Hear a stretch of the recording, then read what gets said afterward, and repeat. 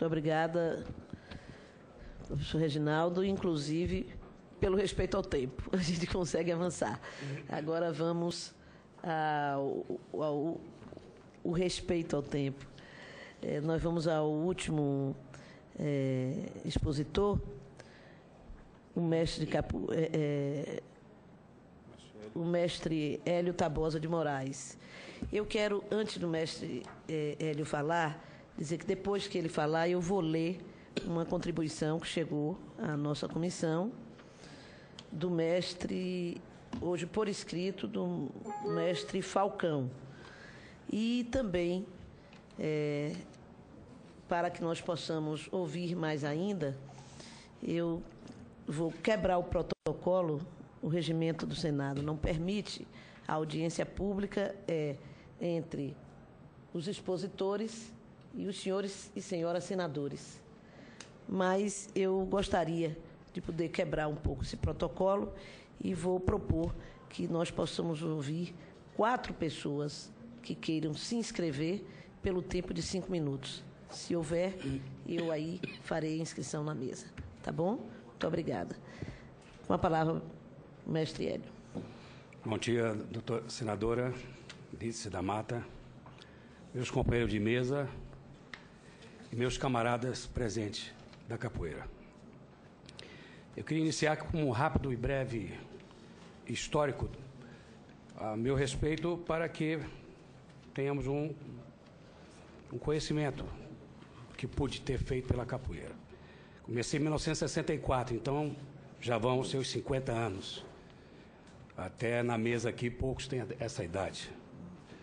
Em 68, já dava na UNB, onde iniciei a capoeira na UNB, pela FAUMB.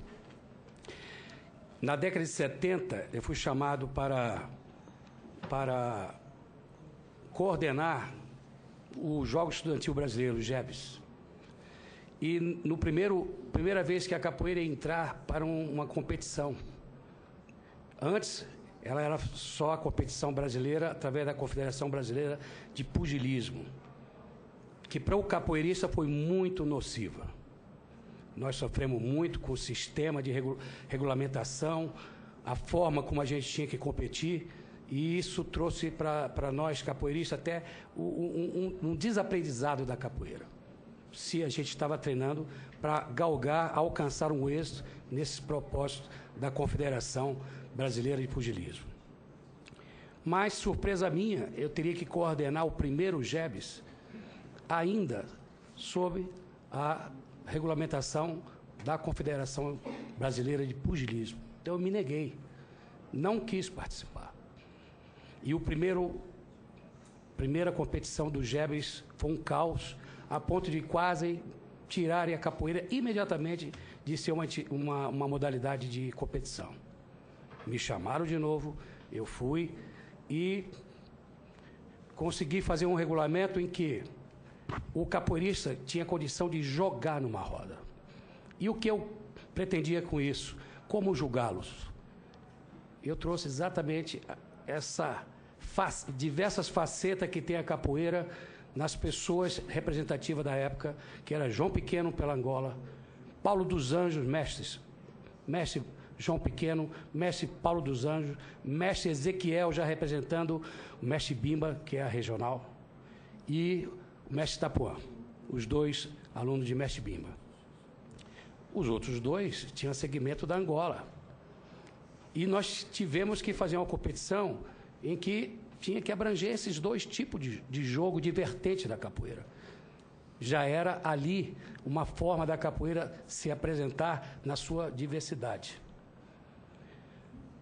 Posteriormente, a coisa evoluiu de tal maneira que nós usamos também, já que eram estudantes e tinham que passar praticamente uma semana em competição, o lado cultural, o lado musical.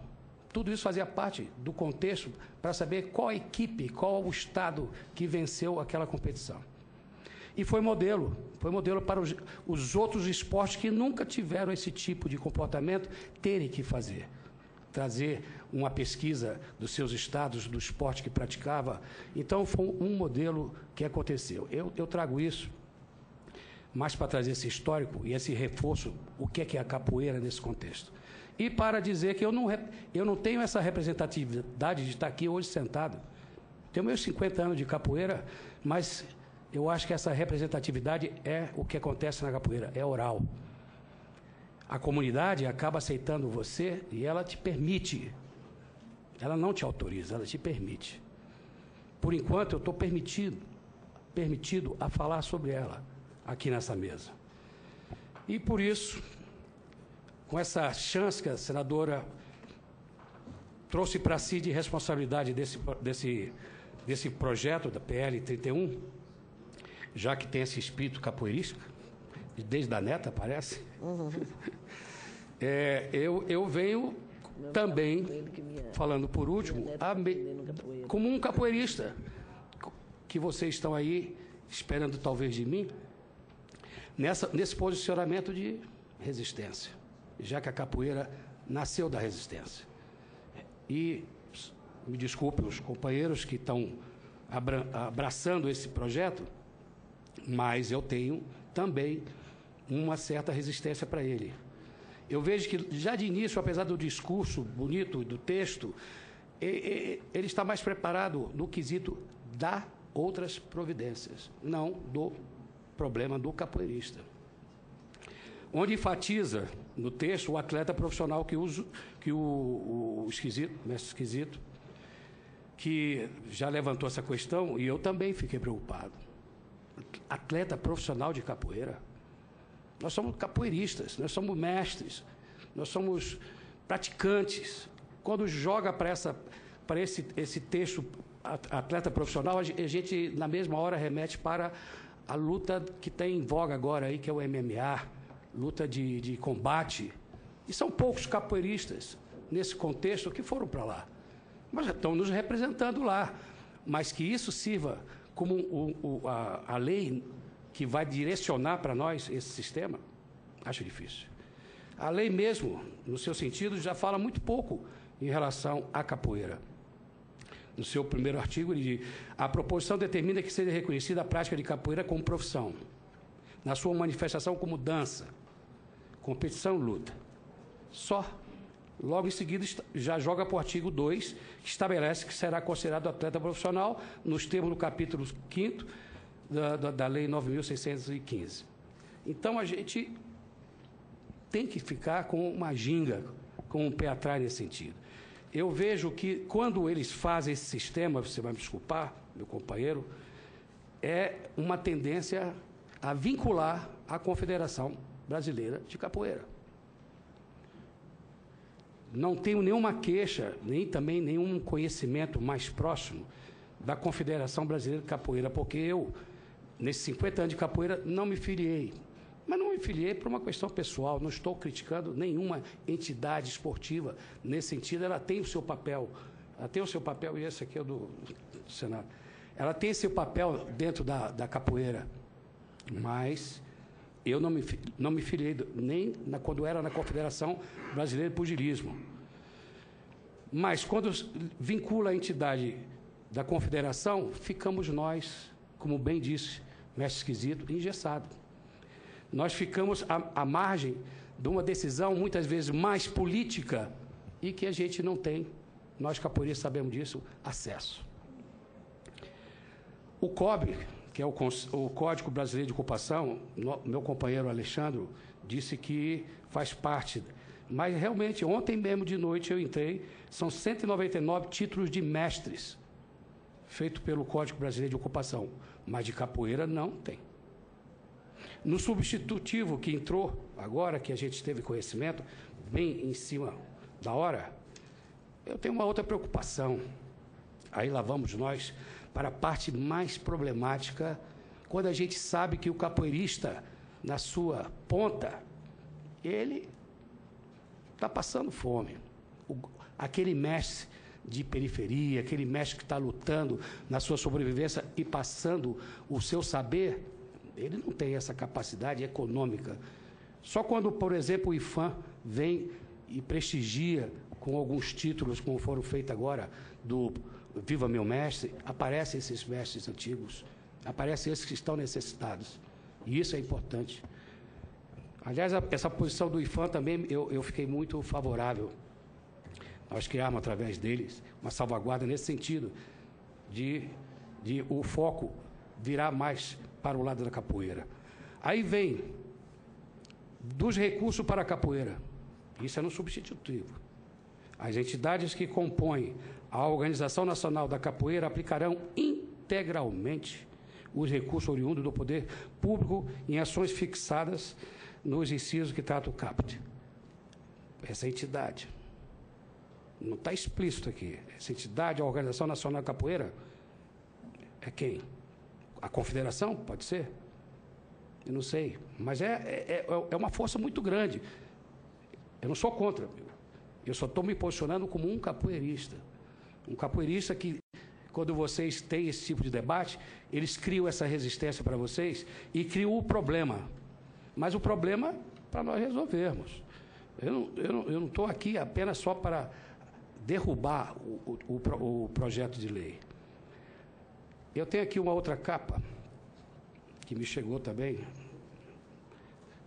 Aí já é da Fundação Palmares, em que, em Belo Horizonte, ano passado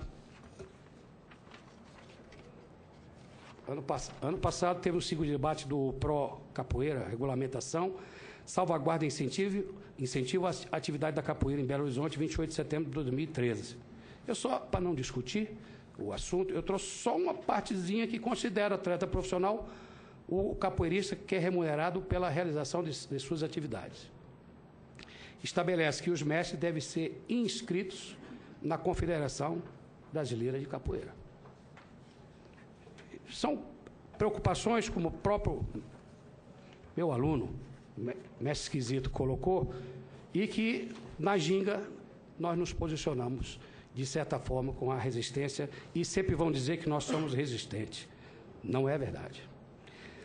Portanto, eu estou mais propenso a não acompanhar a PL, o relator, e sim esperar que uma outra oportunidade, em que a capoeira seja contemplada com um direcionamento mais para o próprio capoeirista, para que ele tenha essa dimensão e a possibilidade de ver que a sua arte está sendo reconhecida e o seu lado profissional também, porque é difícil nos dias de hoje nós termos essa definição de profissional de capoeira. Aliás, eu também não me preocupo muito com o falso mestre, não. Porque a própria... Como é que surge o mestre na capoeira? É oral também. É o reconhecimento pela própria comunidade. Se ele é falso, ele não vai muito longe. É assim que acontece. Se, graças a Deus, eu estou há 50 anos na capoeira, alguma coisa eu devo ter de força dentro desse contexto para eles me permitirem. Eles não estão me dando nenhum mandato. Estão me permitindo a estar aqui. O falso mestre acha que não chegaria a lugar nenhum. Então, por que nós nos preocuparmos com ele? Eles têm o seu espaço até onde puder dar, gente.